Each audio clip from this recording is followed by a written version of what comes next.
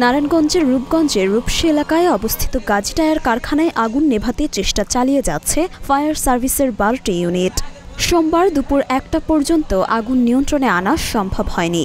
এর আগে গতকাল রোববার রাত 10:30টার দিকে কারখানাটিতে আগুন লাগে। এ সময় কারখানাটিতে থেমে থেমে বিস্ফোরণের ঘটনায় আশেপাশের এলাকা কেঁপে উঠতে দেখা গেছে। ঢাকা চিটাগাং হাইওয়ে এখানে অনেকটাই জ্যাম ছিল, যার কারণে আমরা 2340 ঘটিকায় এখানে উপস্থিত হতে সমর্থ হই।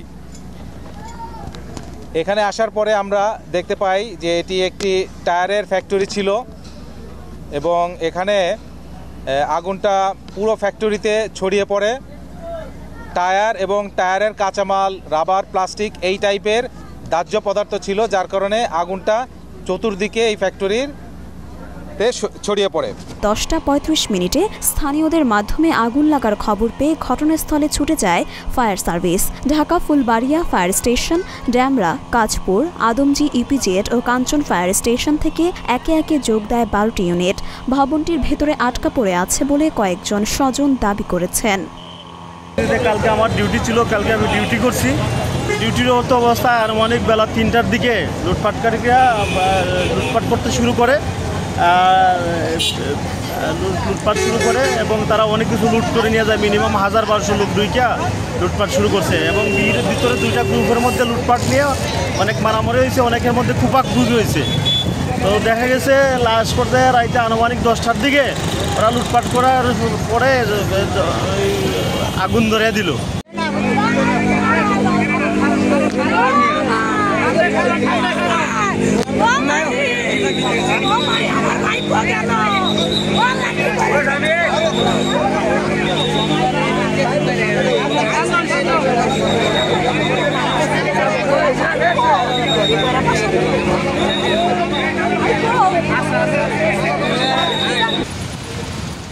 আগুনের লেলিহান শিখা বাড়তেই থাকে।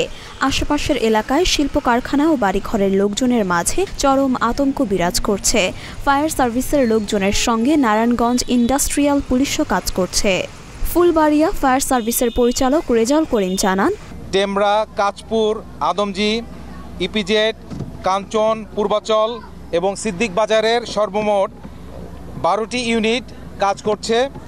এর মধ্যে 2টি টিটিএলও অন্তর্ভুক্ত। আমাদের এখন পর্যন্ত 120 জন ফায়ার ফাইটার এখানে কর্মরত আছেন এবং 20 জন ভলান্টিয়ার আমাদের সাথে কাজ করে যাচ্ছেন। এখন পর্যন্ত আমরা সর্বমোট 14 জনকে উদ্ধার করতে পেরেছি। বাকি যাদের হিসাব তাদেরকে আমরা আগুন নেভানোর পরে সার্চ করে তদন্ত সাপেক্ষে আমরা বাকিটা বলতে পারবো এবং এখানে কতটুকু ক্ষয়ক্ষতি হয়েছে সেটিও আমরা তদন্ত করে আগুন নেভানোর পরে বলতে পারবো। আগুন নিয়ন্ত্রণে ফায়ার সার্ভিসের 12টি ইউনিট কাজ করছে। অবকাঠামোগত ও ভেতরে থাকা টায়ার উৎপাদনের দাহ্য পদার্থের কারণে আগুন নিয়ন্ত্রণে আনার ব্যাপারটি জটিল হয়ে পড়েছে। আগুন নিয়ন্ত্রণ করতে কতক্ষণ লাগবে এটা এখনো নিশ্চিত করা যায়নি। আগুনের সূত্রপাত ও ক্ষয়ক্ষতি সম্পর্কে এখন পর্যন্ত কিছুই ধারণা করা যাচ্ছে না। মরিয়ম মিম, ঢাকা পোস্ট।